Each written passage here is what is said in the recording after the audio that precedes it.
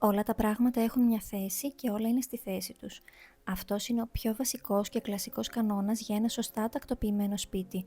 Ακούγεται απλός και εύκολο στην εφαρμογή. Μπορεί όμως να μας μπερδέψει και να μας αγχώσει αν δεν ξέρουμε από πού να ξεκινήσουμε. Ως μαμά 4 παιδιών, θέλω να κρατάω τις ρουτίνες μου όσο πιο απλές γίνεται. Έτσι λοιπόν, όσα θα ακούσετε σήμερα είναι βήματα εύκολα και γρήγορα. Αυτά θα δούμε σήμερα, ελπίζω να σας αρέσουν και πάμε να ξεκινήσουμε.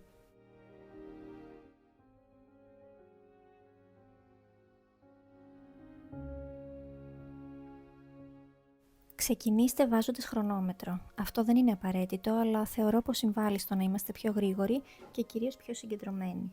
Ανάλογα με το χρόνο που διαθέτετε, μπορείτε να βάλετε κάθε φορά 10, 15, 20 λεπτά και να συγκεντρωθείτε σε ένα χώρο συγκεκριμένα. Όταν στο μυαλό μας έχουμε ότι ο χρόνος τρέχει, αυτόματα προσπαθούμε να τελειώσουμε πιο σύντομα. Προσωπικά νιώθω πως με βοηθάει να ακολουθήσω τα βήματα πιστά. Επίσης, με αυτόν τον τρόπο δεν αποσπάται η προσοχή μου από όλα όσα βλέπω στην πορεία ότι προκύπτουν. Αν υπάρχει κάτι που παρατηρώ ότι χρειάζεται οργάνωση την ώρα που μαζεύω, το γράφω κατευθείαν σε μια λίστα για αργότερα. Αν παρόλα αυτά βλέπετε ότι το χρονόμετρο σας αγχώνει, τότε παραλείψτε το. Προσωπικά το έκανα κυρίως στην αρχή, τώρα που έχω πλέον συνηθίσει και έχω βρει τους ρυθμούς μου, το βάζω πολύ πιο σπάνια.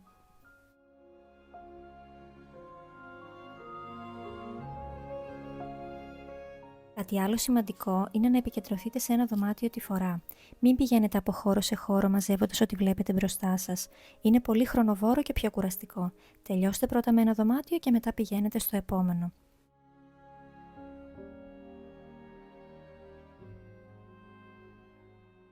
Συνεχίστε με τα πράγματα που βρίσκονται στο πάτωμα αν υπάρχουν. Αν έχετε μικρά παιδιά, τότε λογικά θα υπάρχουν. Πάρτε μία λεκάνη ή ένα καλάθι και τοποθετήστε εκεί ό,τι υπάρχει στο πάτωμα. Αφού τελειώσετε, βάλτε πίσω στη θέση τους μόνο τα πράγματα που ανήκουν στο δωμάτιο που τακτοποιείτε εκείνη τη στιγμή.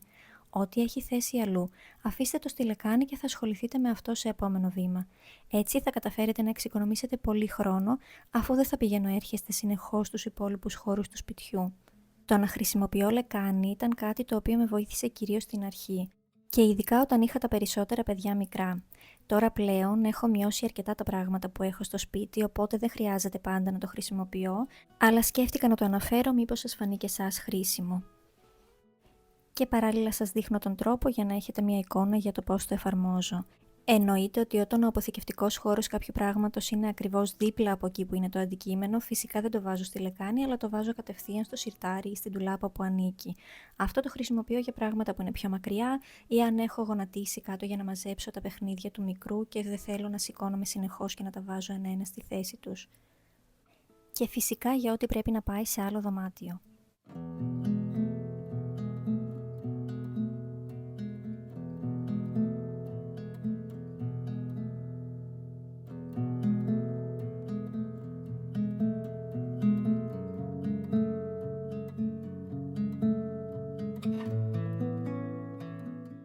Συνεχίστε με όσα βλέπετε πάνω σε διάφορες επιφάνειες, γραφεία, κρεβάτια, ράφια, συρταριέρες κτλ.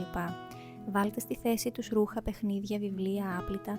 Όπως και πριν, ασχοληθείτε μόνο με τα πράγματα που ανήκουν σε αυτό το δωμάτιο. Όσα περισσεύουν, βάλτε τα και αυτά πάλι στη λεκάνη με τα υπόλοιπα.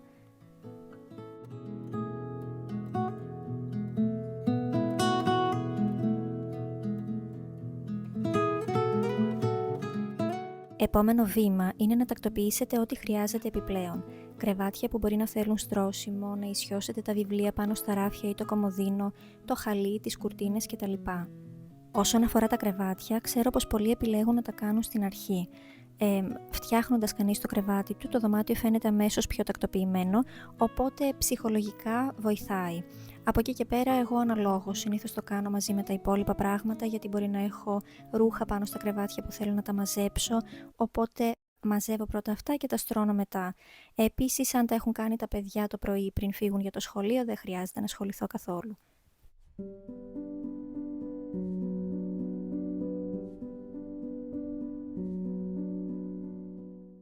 Αν θέλετε να καθαρίσετε κιόλας, τώρα είναι η κατάλληλη στιγμή.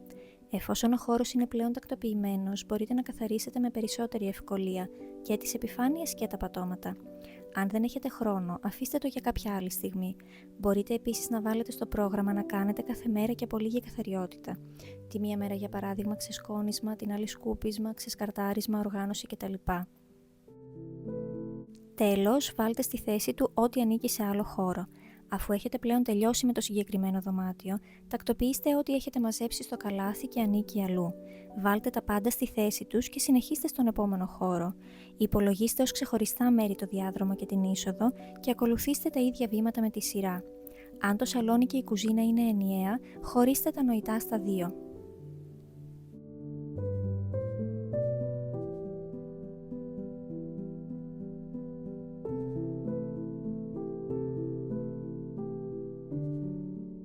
Για όλα αυτά, είναι σημαντικό να θυμάστε πως όσο λιγότερα αντικείμενα έχει το σπίτι σας, τόσο πιο γρήγορα θα τελειώσετε. Για οτιδήποτε περισσεύει και δεν ανήκει πουθενά, πρέπει να εξασφαλίσετε ένα μέρος.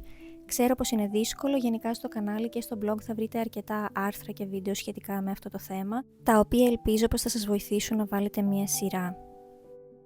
Είναι επιπλέον σημαντικό αυτά τα βήματα να τα ακολουθείτε όσο πιο συχνά γίνεται. Έτσι θα καταφέρετε να έχετε πάντα τον έλεγχο. Όσο πιο τακτικά μαζεύετε, τόσο λιγότερη ακαταστασία δημιουργείται. Βάλτε όλα τα βήματα στην καθημερινή λίστα των υποχρεώσεών σας και θα δείτε αμέσως τη διαφορά. Πλέον μου παίρνει 5 λεπτά να μαζέψω ένα δωμάτιο και έχω όλο το σπίτι έτοιμο σε 20 λεπτά με μισή ώρα. Αυτό φυσικά γίνεται όταν τηρώ τα βήματα σε καθημερινή βάση. Όσον αφορά την κουζίνα, έχω διαφορετικό σύστημα και έχω φτιάξει ξεχωριστό βίντεο γιατί οι ανάγκες εκεί είναι διαφορετικές. Θα το βρείτε κάτω στην περιγραφή. Και φυσικά θέλω να διευκρινίσω αυτό που λέω πάντα, ότι το σπίτι μου δεν είναι ποτέ απολύτως καθαρό και τακτοποιημένο. Κάτι τέτοιο το θεωρώ αδύνατο σε ένα ζωντανό σπίτι, ειδικά όταν ζουν παιδιά. Θέλω όμως να είναι ένα μέρος στο οποίο κινούμαστε όλοι άνετα και βρίσκουμε εύκολα ό,τι χρειαζόμαστε. Αυτό μειώνει το άγχος όλων και βοηθάει στο να κυλάει ομαλά η μέρα μας. Ένα λειτουργικό σπίτι παίζει σημαντικό ρόλο σε αυτό. Αυτό ήταν και το σημερινό βίντεο, ελπίζω να σας άρεσε. Σας ευχαριστώ πολύ που ήσασταν και σήμερα εδώ και θα τα ξαναπούμε σύντομα. Γεια σας!